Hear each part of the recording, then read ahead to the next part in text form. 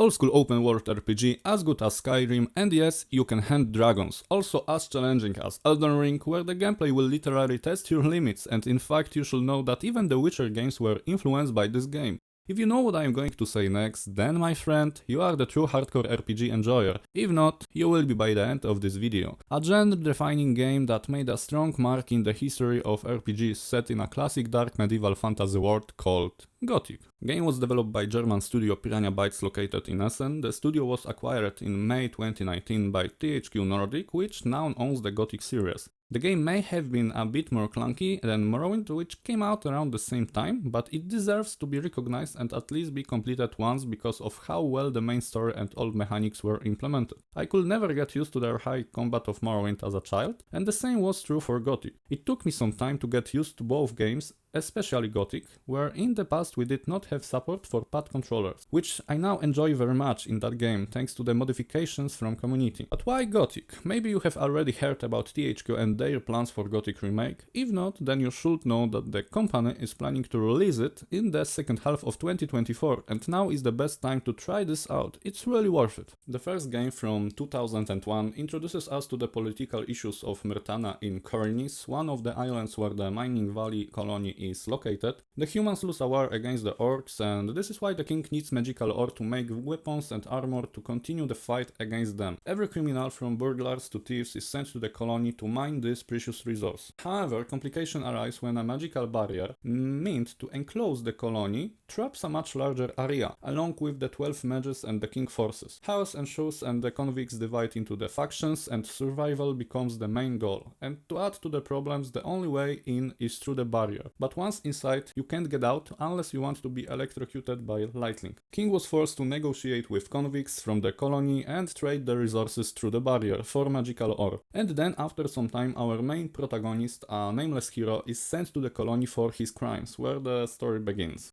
The sequel continues the saga after the nameless hero lived through the events of the first game, embarking on the further quest to uncover the truth behind the magical barrier and the involvement of the gods. He is sent by one of the powerful magicians we know from the first game, the one who saved us at some point in the story, telling that over the land there is even greater danger and we are the only one who can save it and restore the balance. The world expands, introducing new regions, factions and mysteries. The battle against the orcs intensifies and alliances shift as the hero navigates political intrigue and ancient prophecies. The expansion to Gothic 2, Night of the Raven, introduced the mysterious. Earth is shaking and nobody knows why. It adds layers of complexity to the story, making it even more enjoyable.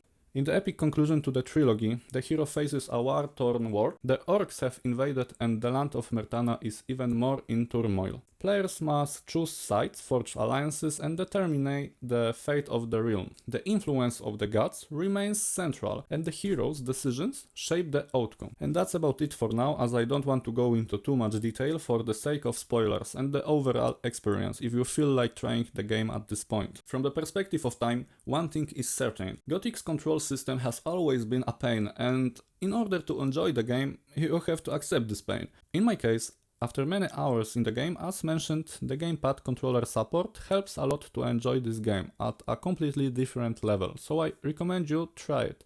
Otherwise, good luck with keyboard and mouse. The gameplay, as already mentioned, is archaic when it comes to the combat system also, but still we can't deny the fact that it is very unique, especially when it comes to the very nice magic cycle system and runes for mages. Don't get me wrong, nice does not necessarily mean easy.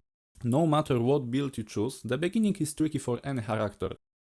If you want to play like a typical warrior, you are more or less good. Dexterity builds are also fine and don't make much of difference at this point, but if you're really looking for a real challenge, try becoming a mage, like a full-on mage, and don't think about trying to use some bugs, exploits or codes. If you look for the most hardcore long run ever, just try to adapt to the world of Gothic as a mage. This is problematic for both first and second Gothic, and without proper knowledge of the game, it's easy to mess up the build and be completely useless having huge issues with sustaining the mana in fights or not doing decent damage to the enemies. My advice, just try to focus on one statistic, so basically don't go for the strength and dexterity, focus on one in the beginning and you are good. When it comes to the Gothic 3 builds, it has been a lot more forgiving, so I wouldn't even try to consider this that hard and worth to elaborate on further. One of the strongest aspects of the game, sometimes offering to complete the quest or single conversation with many variation.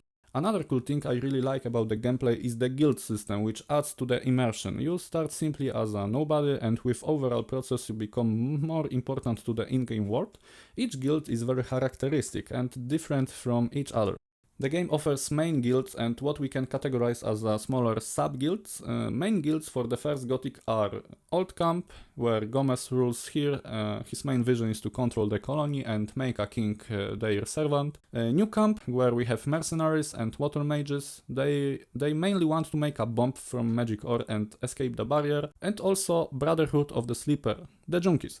I'm kidding. They want their god to save them, but I'm not sure which one it was. They could see more than one after the Green Novice hit. When it comes to the second game, we can join the Corini's City Guard and aspire to become a paladin, mercenary on the Honor's farm, who would later become the Dragon Hunter, monastery as a novice, who can become the Fire Mage. As mentioned about the sub-guilds, Gothic 2 also offers some smaller organizations like Thieves Guild, Ring of Water, Pirates, Bandits, and maybe more if you install some modification at this point. In Gothic 3 we can choose to help one of the sides in the conflict, which are Rebels, Orc and Hashishins. Many times I have listened to Gothic soundtrack while working, playing or even better, reading some fantasy books. The experience was always not disappointing because the soundtrack is very solid and brings that nice kind of nostalgia and peace. I really recommend the soundtrack, it's really worth to check at least that much on the YouTube if you don't mind to even consider playing this game.